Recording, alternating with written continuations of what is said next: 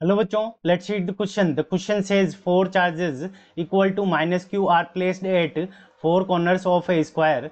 A charge q is at its center. If the system is in equilibrium, the value of small q is option A minus q by 4 1 plus 2 square root 2, option B q by 4 1 plus 2 square root 2, option C minus q by 2 1 plus 2 square root 2, option D q by 2 1 plus 2 square root 2। ठीक है बच्चों, सो इस question के अंदर हमें क्या दे रखा है कि यहाँ पे ये ए पॉइंट के ऊपर ये ए पॉइंट हो गया, ये बी पॉइंट हो गया, ये सी पॉइंट हो गया, A point B point C point सभी के ऊपर जो चार्जेस रखे हुए वो माइनस क्यू है, और ये हमारा डी पॉइंट हो गया। अब डी पॉइंट के ऊपर भी जो चार्ज है वो हमारा क्या है, माइनस क्यू, और सेंटर के ऊपर जो हमारा चार्ज है वो क्यू है। अब मान लेते हैं कि ये पॉजिटिव का चार्ज है, तो यहाँ पे इसके कारण भी फोर्स क्या लगेगा, अट्रैक्शन का फोर्स इस डायरेक्शन के अंदर, इस डायरेक्शन के अंदर और इस डायरेक्शन के अंदर।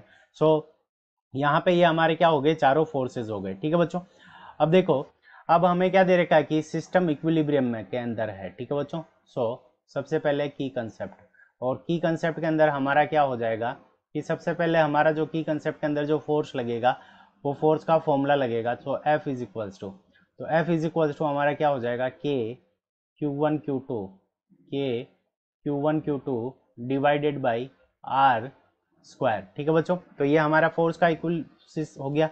अब यहाँ पे किसी भी सिस्टम को, अब ये हमें दे रखा कि सिस्टम इक्विलिब्रियम के अंदर है, सो एफ नेट यानी नेट फोर्स जो लगेगा, F net on any charge. ठीक है बच्चों, so F net on any charge is zero, यानी जो नेट फोर्स लगना चाहिए किसी भी चार्ज के ऊपर वो हमारा किसके इक्वल होना चाहिए, वो जीरो के इक्वल होना चाहिए, तभी सिस्टम हमारा क्या रह पाएगा, इक्विलिब्रियम के रह पाएगा। तो सबसे पहले हम क्या कर लेते हैं, फॉर सेंटर चार्ज। ठीक है बच्चों, तो for centre charge, for centre charge Q. ठीक है बच्चों, so for centre charge Q, अब स्मॉल क्यू जो चार्ज है हमारा सेंटर के ऊपर, उसके ऊपर अगर हम फोर्सेस को कंसीडर करें तो यहाँ पे एफ ए, इस सेंटर पॉइंट को हम क्या मान लेते हैं, ओ पॉइंट मान लेते हैं। तो ए ओ बी ओ डी और ओ सी ये हमारी क्या होगी, सारी साइड्स इक्वल हो जाएगी। अब यहाँ पे इस डायरेक्शन के अंदर एफ ए हो गया, अब इस डायरेक्शन के अंदर एफ बी हो गया, इस डायरेक्शन के अंदर एफ सी हो गया, और इस डायरेक्शन के अंदर हमारा क्या हो गया, एफ डी हो गया। तो ये चारों फोर्सेस क्या होंगे, F A is equals to, ये हमारा किसका हो गया, एफ बी के इक्वल हो गया। एफ ए और एफ बी ये दोनों हमारे क्या हैं, इक्वल हैं, और ऑपोजिट डायरेक्शन के अंदर हैं, तो ये दोनों एक दूसरे को बैलेंस कर देंगे।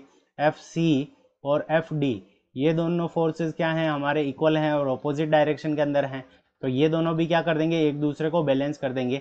तो सेंटर के ऊपर कुछ भी चार्ज हो क्यू, तो ये हमारा सेंटर का चार्ज क्या हो गया, बैलेंस हो गया। ठीक है बच्चों, अब हम क्या मान लेते हैं कि स्क्वायर की साइड हमारी क्या है, ए है, तो ये वाली साइड भी ए हो जाएगी, ये वाली साइड भी ए हो जाएगी, और ये वाली साइड भी ए हो जाएगी।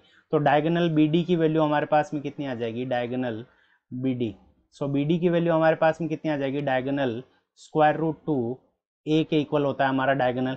और हम ओ बी और ओ सी और इन सब की वैल्यू कैलकुलेट कर लेते हैं, तो O B is equals to हमारे पास में कितना आ जाएगा, square root two divided by A, और यहाँ पे divided square root two A divided by two, तो यहाँ पे हमारे पास में जो वैल्यू आ जाएगी वो कितनी आ जाएगी, ए स्क्वायर रूट टू के इक्वल आ जाएगी। तो ये वैल्यू आ गई।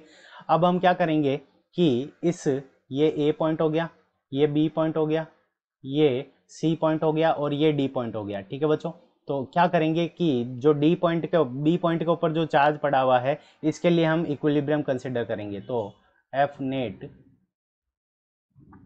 On B, F net on B is equals to zero. तो एफ नेट ऑन बी के ऊपर कंसिडर करेंगे तो यहाँ पे फोर्स ए के कारण जो लगेगा तो यह हो गया एफ ए। अब सी पॉइंट के कारण रिपल्जन का फोर्स लगेगा क्योंकि दोनों माइनस के चार्ज हैं, तो ये हो गया एफ बी।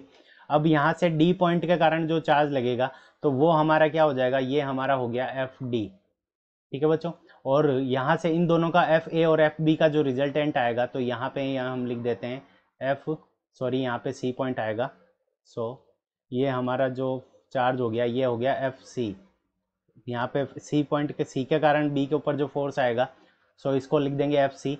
तो यहाँ पे एफ ए सी ये हमारा क्या हो गया, रिजल्टेंट फोर्स हो गया इन दोनों ए और सी के कारण। ठीक है बच्चों, तो सबसे पहले एफ ए की वैल्यू कैलकुलेट कर लेते हैं। तो दोनों के बीच की जो डिस्टेंस है वो हमारी क्या हो जाएगी इस कंडीशन के अंदर, ये भी ए ये भी ए, और ये वाली जो डिस्टेंस है ये भी ए, और ये वाली डिस्टेंस ये भी ए। तो बी से लेकर डी तक की जो डिस्टेंस हो जाएगी ये हमारी कितनी हो जाएगी, स्क्वायर रूट टू ए के इक्वल हो जाएगी, यहाँ से यहाँ तक की ये पूरी लेंथ। और अगर हम इस ओ पॉइंट के ऊपर चार्ज क्यू कंसिडर करें तो ओ क्यू की ओ बी की जो हमारी डिस्टेंस हो जाएगी वो हो जाएगी हमारी A divided by square root two के इक्वल। तो ये वाली डिस्टेंस आ गई। सबसे पहले हम एफ ए की वैल्यू कैलकुलेट करें तो F A is equals to K Q square divided by A square.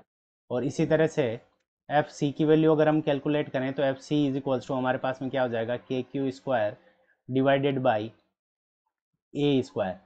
और एफ डी की वैल्यू अगर कैलकुलेट करें तो F D is equals to, तो F D is equals to हमारे पास में क्या आ जाएगा, सो एफ डी की वैल्यू हमारे पास में ये डिस्टेंस के क्यू स्क्वायर डिवाइडेड बाई, यहाँ पे जो डिस्टेंस है दोनों के बीच में स्क्वायर रूट टू ए है, तो इसका जब हम स्क्वायर करेंगे तो के Q square divided by two A square, इसको हम दे देंगे इक्वेशन नंबर फर्स्ट, और ये हो जाएगी हमारी इक्वेशन नंबर सेकंड, और ये वाली हो जाएगी हमारी इक्वेशन नंबर थर्ड। तो अब हम क्या करेंगे कि एफ ए और एफ सी का रिजल्टेंट निकालेंगे। तो इसको देखेंगे एफ ए सी, ये रिजल्टेंट हो जाएगा किसका, एफ ए और एफ सी का। अब दोनों के बीच में एफ ए और एफ सी के बीच में 90 डिग्री का एंगल बनेगा। सो यहाँ से हमारे पास में एफ ए सी यानी दोनों का जो रिजल्टेंट होगा वो क्या हो जाएगा, स्क्वायर रूट एफ ए का whole square plus F B का होल स्क्वायर, यानी एफ ए और एफ बी का होल स्क्वायर। अब एफ ए और एफ बी दोनों की वैल्यू हमारे पास में इक्वल है, तो यहाँ से हम क्या लिख सकते हैं, यहाँ से आ जाएगा square root F A square root to F A. तो एफ ए की वैल्यू हम यहाँ से पुट कर देंगे इक्वेशन फर्स्ट से, तो एफ ए सी की वैल्यू हमारे पास में कितनी आ जाएगी, स्क्वायर रूट ए और के Q square root two K Q square divided by A square. तो यहाँ से हमारे पास में एफ ए सी की वैल्यू आ गई, इसको हम दे देंगे इक्वेशन नंबर 4। ये हो गई हमारी इक्वेशन नंबर 4। अब जो इस क्यू चार्ज के कारण जो फोर्स लगेगा वो एफ ओ लिख देते हैं। सो हमारे पास में एफ ए सी और एफ डी इन दोनों की डायरेक्शन इस डायरेक्शन के अंदर है, तो इन दोनों का जो होना चाहिए वो एफ ओ के इक्वल होना चाहिए, तभी ये क्या रहेगा, सिस्टम बैलेंस के अंदर रहेगा। तो हम फॉर इक्विलिब्रियम क्या लिख सकते हैं, एफ ए सी यानी resultant of A and C, F A C plus F D, इसकी वैल्यू हमारे किसके इक्वल होनी चाहिए, एफ ओ के इक्वल होनी चाहिए। सो यहाँ से आ जाएगा हमारा एफ ओ, इसके इक्वल होगा तो अब ये सिस्टम हमारा क्या रह जाएगा, बैलेंस के अंदर रह जाएगा।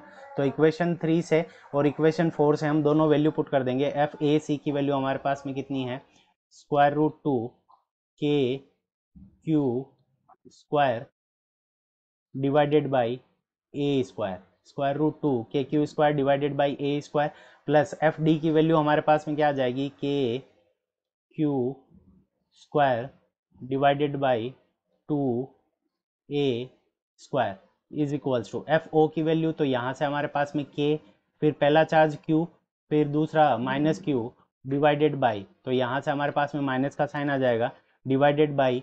अब दोनों के बीच की जो डिस्टेंस है तो यहाँ से a divided by square root two है, तो यहाँ से हमारे पास में a स्क्वायर डिवाइडेड बाई 2 आएगा, तो 2 हमारा क्या चला जाएगा, ऊपर की तरफ चला जाएगा। अब यहाँ से हम इसको कैंसिल करेंगे तो k से k कैंसिल हो गया, k से k कैंसिल हो गया, यहाँ से हमारे पास में a स्क्वायर और a स्क्वायर कैंसिल हो जाएगा, और यहाँ से स्मॉल कैपिटल Q से ये पावर कैंसिल हो जाएगी, तो हमारे पास में बच जाएगा square root two Q plus Q is equals to minus Q, और यहाँ पे क्या बच जाएगा, माइनस 2q। तो ये हमारी वैल्यू, यहाँ से हमारे पास में 2 बच जाएगा, तो यहाँ आ जाएगा q डिवाइडेड बाई 2। सो यहाँ पे एफ ओ की जो डायरेक्शन होगी वो नेगेटिव डायरेक्शन के अंदर हो जाएगी, तो यहाँ से हम क्या करेंगे कि इसको माइनस से मल्टीप्लाई कर लेंगे। सो यहाँ से हमारे पास में कैपिटल Q कॉमन ले लेंगे, तो यहाँ से कैपिटल Q और यहाँ पे हो जाएगा 1 square root two plus 1/2 is equals to, यहाँ से आ जाएगा हमारे पास में 2q। सो यहाँ से इसका एलसीएम लेंगे तो यहाँ से हमारे पास में बच जाएगा q, और यहाँ पे एलसीएम 2 आ जाएगा, तो यहाँ पे एलसीएम 2।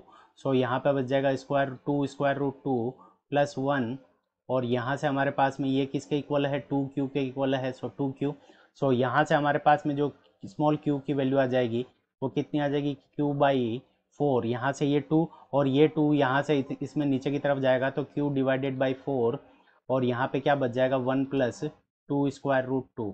सो यहाँ से हमारे पास में जो वैल्यू आ गई, तो q की वैल्यू कितनी आई है, स्मॉल q की वैल्यू, सो q/4 1 + 2√2 इसके इक्वल हो जाएगी। सो अब हम देखेंगे कि ये हमें कौन सा ऑप्शन के अंदर गिवन है। सो ऑप्शन बी के अंदर हमें गिवन है q/4 1 + 2√2। So option B is the correct answer of this question. I hope you understood it well. Best of luck. Thank you.